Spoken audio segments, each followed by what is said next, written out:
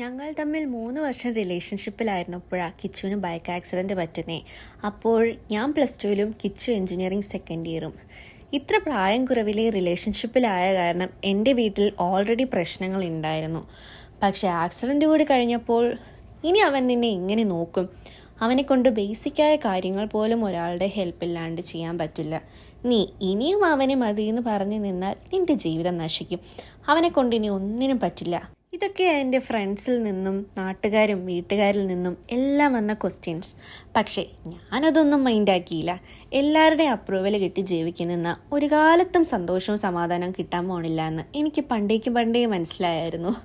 അങ്ങനെ കല്യാണം കഴിഞ്ഞ് കിച്ചുവിൻ്റെ വീട്ടിൽ ചെല്ലുമ്പോഴാണ് ഞാൻ ഞെട്ടി.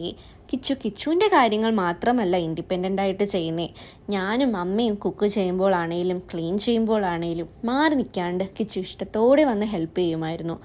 അതൊക്കെ ഓരോരുത്തരുടെ ചോയ്സാണ്. ബട്ട് കിച്ചുവിന് ഡിസബിലിറ്റി ഉണ്ടെന്ന് പറഞ്ഞ് കരുതി വേണമെങ്കിൽ മാറി നിൽക്കാം. But he didn't choose to do that. That's something I really appreciate about him. ഇതിപ്പോൾ കാണുമ്പോൾ നിങ്ങൾ വിചാരിക്കും ഞാൻ ഒരു പണിയും ചെയ്യില്ല, കിച്ചു തന്നെയാണ് ഇവിടെ കാനഡയിലും എല്ലാം ചെയ്യുന്നതെന്ന്. എന്നാൽ നിങ്ങൾക്ക് തെറ്റി. വീക്ക് ഡേയ്സിൽ ഞാനാ മെയിൻലി കുക്കിംഗ് ആൻഡ് ക്ലീനിങ്. എന്നെ ഹെൽപ്പ് ചെയ്യുമെങ്കിലും വീക്കെൻഡ്സിൽ കിച്ചുവാ മെയിൻലി കുക്കിംഗ്. കാരണം മൺഡേ ടു ഫ്രൈഡേ എനിക്ക് ഓഫീസിൽ പോകണം.